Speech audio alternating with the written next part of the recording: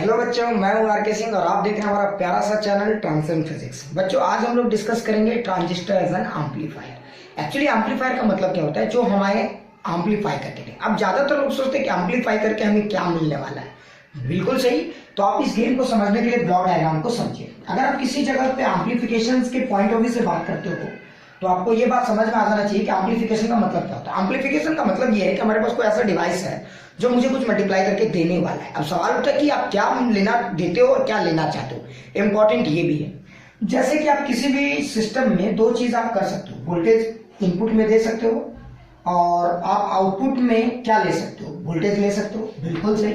और आप इनपुट में करंट दे सकते हो और आउटपुट में आप क्या ले सकते हो? करंट ले सकते हो। बिल्कुल सही। लेकिन बच्चों, यहाँ पे सबसे इंटरेस्टिंग पॉइंट ये है कि जब आप इनपुट वोल्टेज इनपुट में देते हो और करंट आउटपुट में लेते हो तो यहाँ पे आप वोल्टेज गेन की बात करते हो, क्योंकि output voltage by input voltage मतलब है मुझे कितना वोल्टेज मल्टीप्लाई होकर मिल रहा है, मुझे वोल्टेज का गेन क्या है।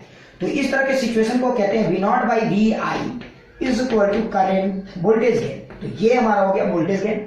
लेकिन आप सोचो, अगर आपने, और एक ऑब्वियस सी बात है, ए भी हमारा डायमेंशनलेस यूनिट है क्योंकि ऊपर भी वोल्टेज है नीचे भी वोल्टेज है। लेकिन इंपॉर्टेंट ये नहीं कि सिर्फ हम इनपुट वोल्टेज और आउटपुट वोल्टेज के ही तौर पे किसी एम्पलीफायर को देखें।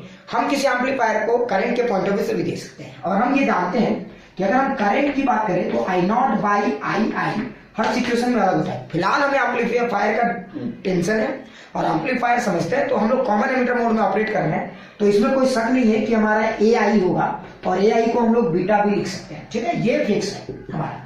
लेकिन इंपॉर्टेंट ये नहीं है कि सिर्फ आप वोल्टेज दो और आउटपुट वोल्टेज लो, या करंट दो और करंट आउटपुट में लो। इंपॉर्टेंट कभी कभी ये भी हो जाता है कि आप कभी कभी ये बात भी जानने में इंटरेस्टेड हो जाते हैं कि हमने इनपुट में वोल्टेज दिया और आउटपुट में करंट दिया, I0 बाई VI, ये रिलेशनशिप क्या होगा? ठीक है, ये रिलेशनशिप क्या होगा हमारा? यहाँ पे देखिए, इसको हम लोग बोलते हैं एक्चुअली देखिए, आप इसका यूनिट को पकड़िए। ऊपर में करंट और नीचे वोल्टेज, तो ये इनवर्स ऑफ रेजिस्टेंस है और ये इसको हम लोग बोलते हैं कंडक्टेंस। लेकिन कंडक्टेंस कहने का मतलब ये है कि ये इनपुट और आउटपुट वोल्टेज का है, इसलिए हम लोग इसको ट्रांस कंडक्टेंस कहेंगे। तो इसको हम लोग कहते हैं ट्रांस कंडक्टेंस। ज्यादातर बुक्स इसको GM से रिप्रेजेंट करते हैं। ठीक है, तो ये हमारा ट्रांस कंडक्टेंस है। आज हम लोग ये भी समझेंगे।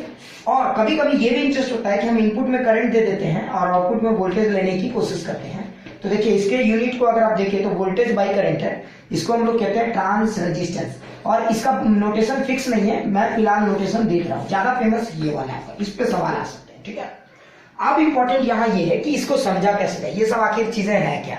तो इसको समझने के लिए आपको ट्रांजिस्टर्स के बेसिक डिजाइन को समझना होगा। चलिए, आप, मुझे लगता है आप लोगों ने ये चीज समझ लिया होगा, लिख लिया होगा। अब चलिए मैं आपको ट्रांजिस्टर एज एन एम्पलीफायर पहले समझाता हूँ, उसके बाद हम लोग इस पूरे एक्सप्रेशन को समझेंगे। ठीक है, तो चलिए देखिए, ट्रांजिस्टर का अगर एम्पलीफायर का जहां तक डिजाइन है तो आप जानते हो कि ट्रांजिस्टर जहां दिमाग में आता है आप लोग समझ जाते हो कि ट्रांजिस्टर का डिजाइन, मैं कॉमन एमिटर में ऑपरेट करने वाला हूं। तो ये हमारा कॉमन एमिटर डिजाइन है। ठीक है, तो देखिए ये हमारा कॉमन एमिटर है और यहाँ पे मैंने इनपुट वोल्टेज दिया हुआ है फिक्स वोल्टेज के साथ, इसलिए मैंने यहाँ पे कुछ लिखा नहीं है। और देखिए यहाँ पे हमारा, ठीक है, आप इस बार तो मेरा फोकस यहाँ है, तो ये आपका वोल्टेज है। ये मैंने पिछले डायग्राम में आपको बताया था कि डिजाइन ऐसा क्यों होता है। ये VCC है हमारा, ये हमारा RC है। ठीक है, और ये हमारा RB है। मैं इस बार थोड़ा सा डायरेक्ट भी लिखूंगा, ठीक है, क्योंकि इक्वेशंस मैंने आपको बताया हुआ है। अब आप सोचिए, इस तरह के इक्वेशंस को लिखेंगे तो आपको पहला जो इक्वेशंस मिलेगा वो मिलेगा VI, इनपुट वोल्टेज जो मैं देने वाला हूं, minus IB RB minus VBE is equal to 0। ठीक है, यहां से अगर मैं KVL रूल लगाऊंगा तो मुझे ये इक्वेशंस मिलने वाला है। अगर इस इक्वेशंस को आप जरा ध्यान से देखो तो आप एक चीज समझोगे, VI minus IB RB minus VB is equal to 0। तो इस इक्वेशंस को मैं चाहूँ तो बहुत ही अच्छे तरीके से लिख सकता हूँ। तो देखो आप अगर अच्छा एक बात बताओ, ये इनपुट वोल्टेज तो मैं बार बार चेंज कर रहा हूँ क्योंकि यहाँ हमारा सर्किट ऑसिलेटर वाला है। ठीक है, तो मैं यहाँ पे लिखूंगा DVI, ये चूंकि चेंज हो रहा है मान लिया। अच्छा, इनपुट वोल्टेज में चेंज करूंगा तो क्या चेंज होगा? सोचो, ऑब्वियस ही बात है, इनपुट वोल्टेज चेंज करूंगा तो करंट चेंज होगा, इसलिए मैं लिखूंगा DIB। और मेरा RB चेंज होने वाला है नहीं, तो RB तो कांस्टेंट है। और यहाँ पे VB जो फिक्स है, सिलिकॉन वगैरह के लिए फिक्स होता है, इसलिए इसको 0।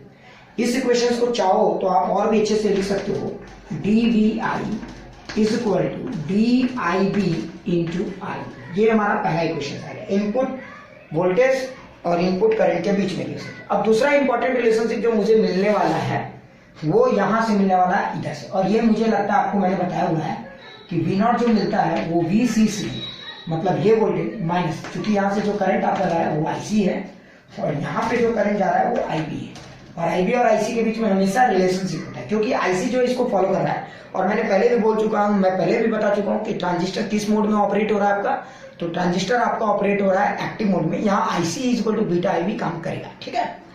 अब देखो VCC माइनस आईसी आरसी, मैं आराम से लिखूंगा, ज्यादा हॉट पसंद करूंगा। अच्छा सोचो, आपका इनपुट वोल्टेज तो चेंज हो रहा था, इसलिए इनपुट करंट चेंज हो रहा था, इनपुट करंट चेंज हो रहा था तो आपका ये चेंज होगा, ठीक है। तो अगर ये चेंज होगा तो ये जिस रेट से चेंज होगा उस रेट से आउटपुट वोल्टेज भी चेंज होगा। So we are interested in finding out the rate of change. So मैं यहाँ पे लिख सकता हूँ d v nought is equal to VCC आपका कांस्टेंट है, डिफरेंशिएट हो गया 0 माइनस DIC बाई आर। ये हमारा एक बहुत ही इंटरेस्टिंग रिलेशनशिप है।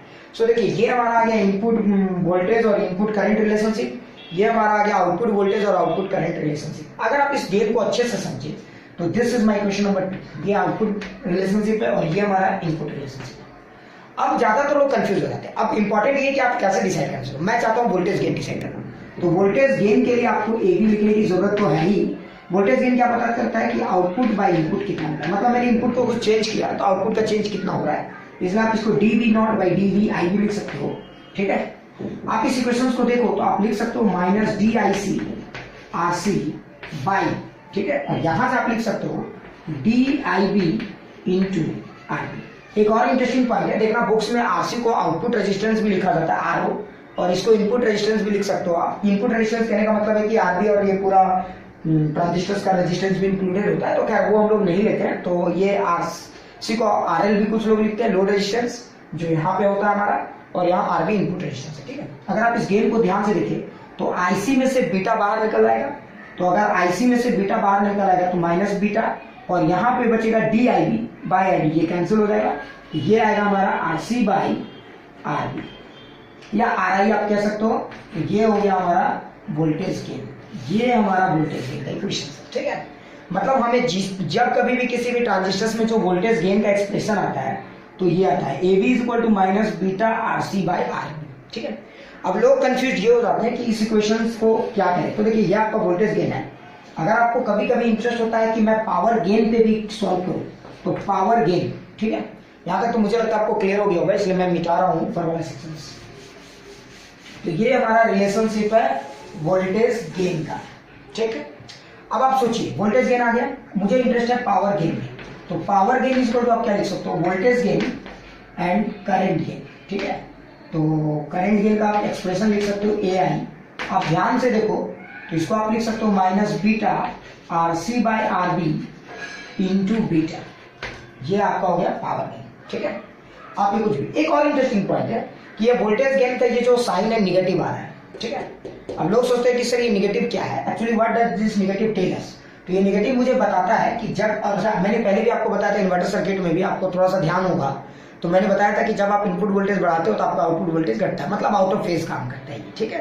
तो निगेटिव वोल्टेज बताता है कि इनपुट और आउटपुट के बीच में जो रिलेशनशिप है वो 180 डिग्री का फेज डिफरेंस है, 180 डिग्री फेज डिफरेंस, ठीक है। इसका मतलब क्या हुआ, इसका मतलब ये हुआ कि अगर आपने इनपुट वोल्टेज में कुछ वोल्टेज सप्लाई किया है, ये आपका इनपुट वोल्टेज है, तो आउटपुट वोल्टेज मान लीजिए, एक सिंपल से एग्जांपल से बता रहा हूँ, जिसमें बीटा RC और RB का वैल्यू मान लीजिए 10 टाइम्स, ठीक है, सपोज कर लीजिए, और ये आपने 1 वोल्ट दिया है और ये आपको 10 टाइम्स ज्यादा मिलेगा, तो यहाँ पे आपको ये आउटपुट फेज में बदल के मिलेगा ये, तो ये बता रहा है कि आउट ऑफ फेज है, यानी कि इनपुट और आउटपुट के बीच में हमेशा 180 डिग्री का फेज डिफरेंस है। तो ये आपका ये सिंपल सा बात बता रहा है, ठीक है। मुझे लगता है ये बात आपको समझ में आ गया होगा। चलिए, अब मैं आपको एक बड़ा यूनिक चीज बताने वाला हूँ, ज्यादातर लोग इसी मामले में कंफ्यूज हो जाते हैं और कैसे इसको हैंडल करना है वो चीज समझिए। देखिए, इस एक्सप्रेशन को देखिए, आपको समझ आएगा वोल्टेज गेन का फॉर्मूला, ठीक है। वोल्टेज गेन का फॉर्मूला आप याद रख लो, आप सब एग्जाम में सारा कुछ निकाल सकते हो। देखो, वोल्टेज गेन क्या होता है, minus beta RC by RB, ठीक है। ये RI भी आप लिख सकते हो, कुछ लोग RI भी लिखते हैं, तो मैं RI भी लिख देता हूँ।